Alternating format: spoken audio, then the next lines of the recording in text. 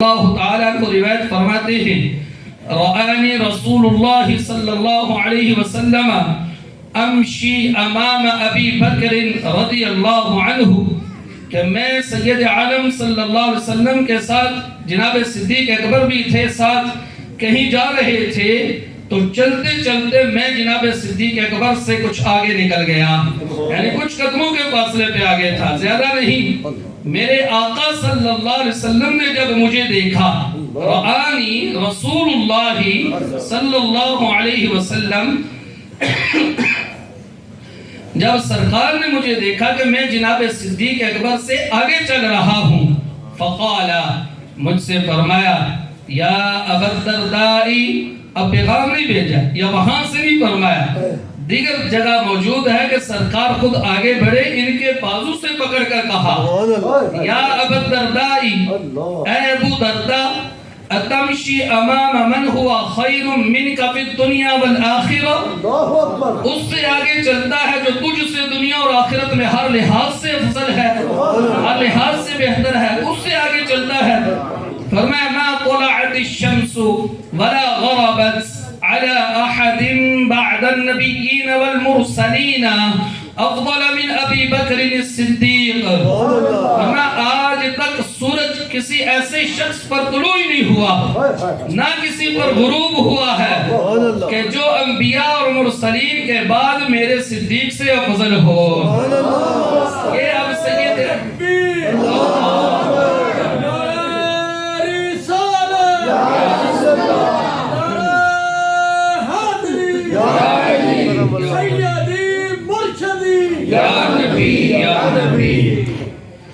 آج تک کوئی کسی شخص پر بھی سورج طلوع ہی نہیں ہوا یعنی کوئی ہے ہی نہیں ایسا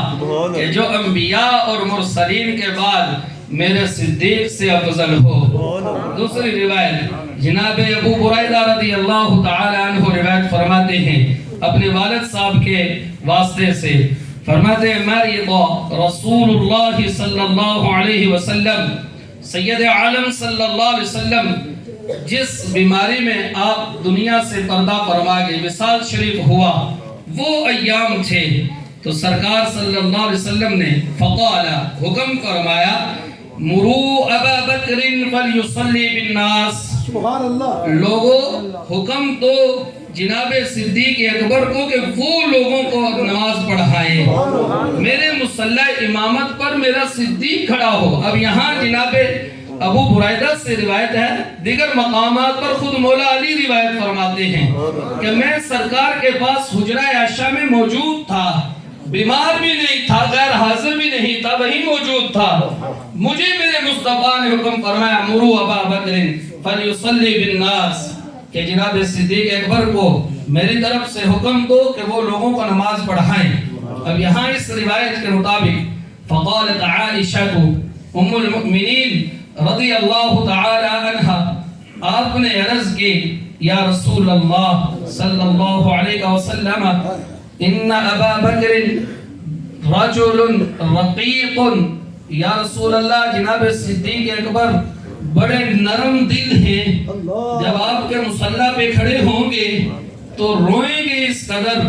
کہ پھر نماز نہیں پڑھا سکیں گے لوگوں کو ان کی آواز قرآن مجید کی پھر لوگوں تک نہیں پہنچے گی یا رسول اللہ کسی اور کو حکم ارشاد فرما دے وہ نماز پڑھا دے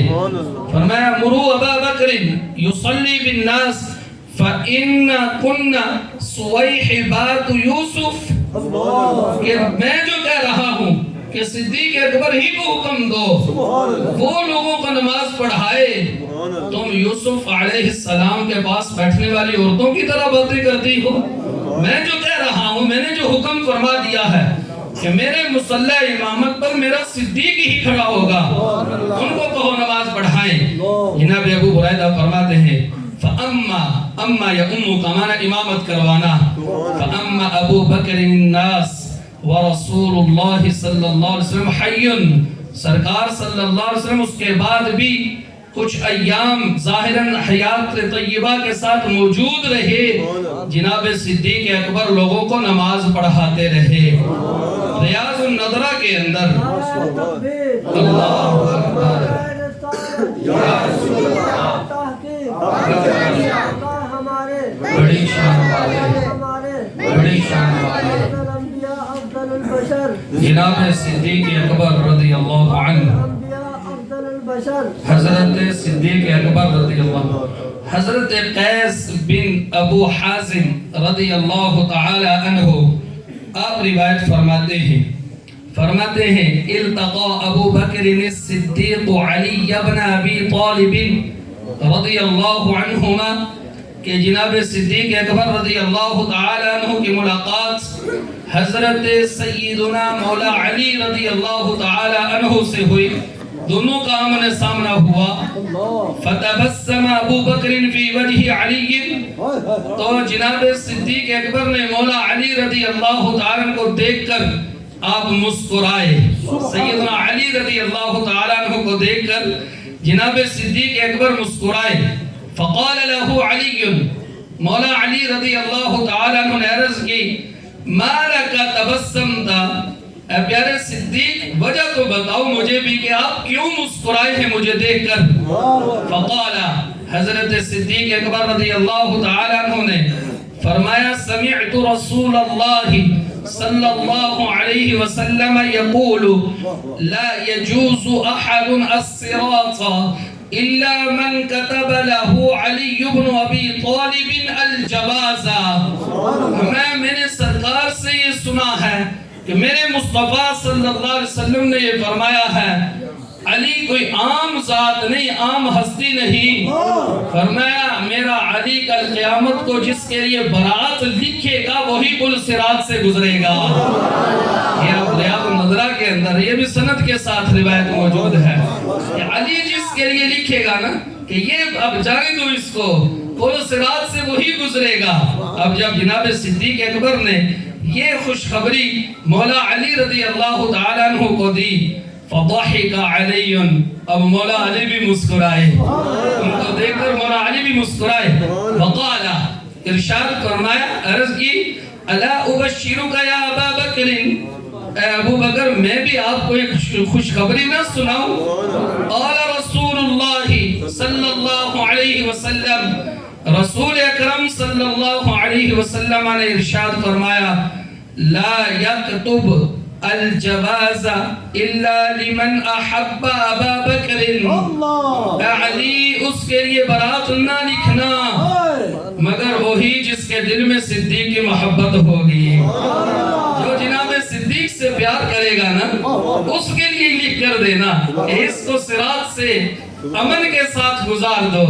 اب یہ ہے ان بزرگوں کی دونوں کی ہمارے دونوں بزرگ ہماری جان آپس میں ان کی محبت اور پیار کہ ایک دوسرے کو یہ خوشخبریاں سنا رہے ہیں حضرت جناب صدیق اکبر نے جو سنا وہ ان کو سنایا کہ میرے مصطفیٰ نے فرمایا تھا علی جب تک نہ لکھے گا پل صراط سے کوئی نہ گزرے گا تو جناب مولا علی رضی اللہ عنہ نے یہ سنا دیا مجھے بھی میرے مصطفیٰ نے فرمایا تھا کہ صدیق کی جس کے دل میں محبت ہوگی اس کے لیے لکھ کر دینا یہ عمل کے ساتھ گزرے گی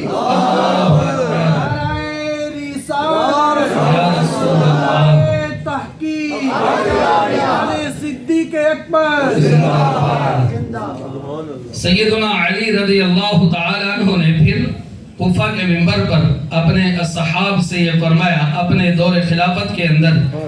فرمایا ہم ابو بکر کو ویسے صدیق نہیں کہتے یہ کوئی نام ہم نے نہیں صدیق رکھا فرمایا ان اللہ انزل اسم ابی بکر من السماء الصدیق میں اللہ نے قرآن مجید میں آسمانوں سے ابو بکر کا نام صدیق نازل فرمایا ہے میں والذی جاء بالصدق ہر تفسیر میں آتا ہے ہوا محمد صلی اللہ علیہ وسلم وصدق به ہوا ابو بکر رضی اللہ عنہ کہ اللہ نے فرمایا وہ جو سچ لے کر تشریف لائے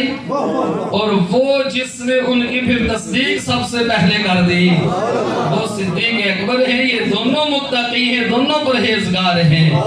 حضرت عبداللہ بن عمر رضی اللہ تعالی عنہما آپ کا یہ عمل مبارک تھا كان إذا قدم من سفر لم يدخل على أهله حتى يدخل المسجد فيصلي فيه ركعتين کہ عبداللہ بن عمر رضی اللہ عنہما جب بھی مدینہ پاک میں واپس آتے سفر سے تو اپنے گھر نہ پہلے جاتے بلکہ پہلے مسجد نبوی شریف میں داخل ہوتے، وہاں 2 رکعات تحیت المسجد پڑھتے، ثم یأتی قبر النبی صلی اللہ علیہ وسلم فیسلم علیہ وعلی ابی بکر وعمر رضی اللہ عنہما، کہ پھر سید عالم صلی اللہ علیہ وسلم کے روزہ اطہر پر حاضر ہوتے، سید عالم صلی اللہ علیہ وسلم کو سلام عرض کرتے، پھر جناب صدیق اکبر کو سلام عرض کرتے، پھر جناب عمر فاروق رضی اللہ تعالیٰ عنہ کو سلام پیش کرتے۔ وَكَانَ إِذَا سَلَّمَ عَلَى عُمَرَ، جب بھی اپنے ابا جان کو ان کے مزار شریف پر ان کو سلام عرض کرتے، قال، ساتھ یہ عرض کرتے، السلام علی ابی لولا انک ابی ما بدأت بک قبل ابی بکر، میرے ابا جان آپ پر سلامتیاں نازل ہوں۔ اب یہ ہے صحابہ کا عقیدہ کہ قبر میں جانے والا کوئی معاذ اللہ مر کر مٹی نہیں ہو گیا، اللہ نے اس کی قوت کو اور گنا بڑھا دیا ہے۔ اوپر والوں کی جس طرح کہ مشکات شریف کے اندر یہ حدیث شریف موجود ہے باب اثبات عذاب القبر کے اندر، کہ سید عالم صلی اللہ علیہ وسلم نے فرمایا کہ جب مردے کو تم دفن کرتے ہو نا، وَتَوَلَّ عَنْهُ أَصْحَابُهُ، اور دفن کرنے جو آئے تھے اسے دفن کر کر جب واپس جاتے ہیں، انہو لسمع قرع نعالہم، فرمایا اللہ اس کی قوت سماعت کو اس قدر بڑھا دیتا ہے، منو مٹی کے نیچے وہ، یہ عام مردے کی بات ہے، منو مٹی کے نیچے وہ واپس جانے والے کے قدموں کی آہٹ کو بھی سن رہا ہوتا ہے۔ قدموں کی آہٹ اب کتنی سی ہوتی ہے،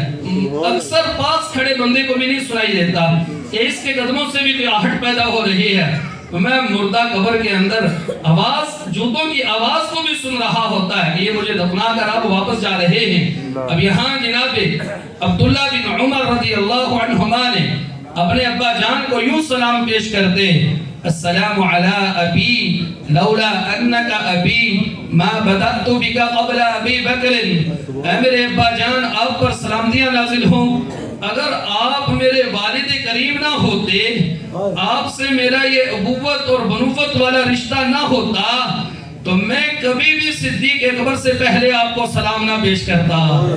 یہ عقیدہ ہے صحابہ کرام علیہم الرضوان کا کہ انبیاء کے بعد سب سے افضل ذات وہ حضرت صدیق اکبر رضی اللہ تعالی عنہ ہیں۔ حضرت عمر بن خطاب رضی اللہ تعالی عنہ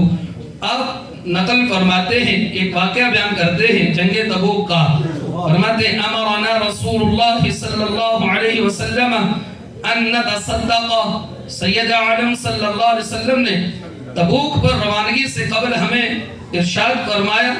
کہ تمہاری جانوں کے ساتھ ساتھ تمہارے مال کی بھی بڑی ضرورت ہے،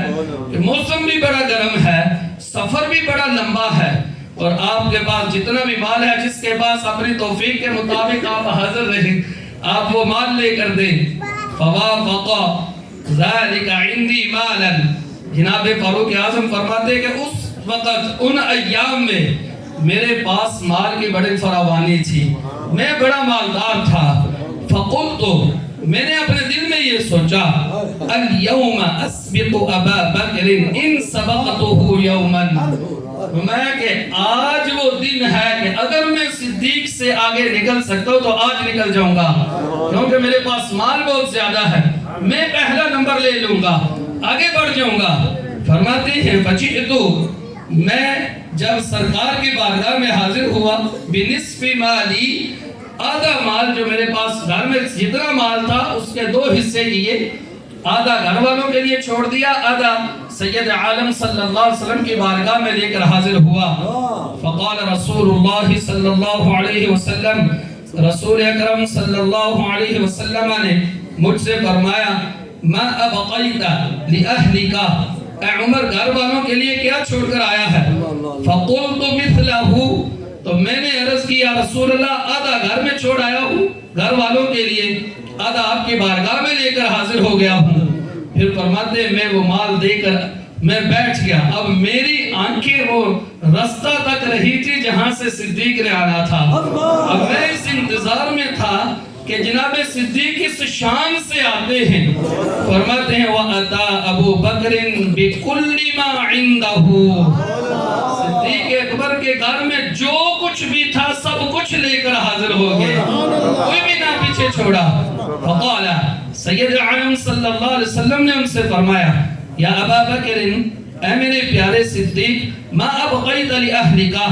گھر والوں کے لیے کیا چھوڑ کر آیا ہے؟ فقال, جواب سنیے جناب صدیق اکبر کا. عرض کی ابقیت لہم اللہ ورسولہ, یا رسول اللہ میں ان کے لیے اللہ اور اس کا رسول چھوڑ آیا ہوں, کچھ بھی نہیں مان چھوڑ. یا رسول اللہ, حیدری, یا علی, شان صدیق اکبر, زندہ باد, شان صدیق اکبر, زندہ باد. ابقیت لہم اللہ ورسولہ,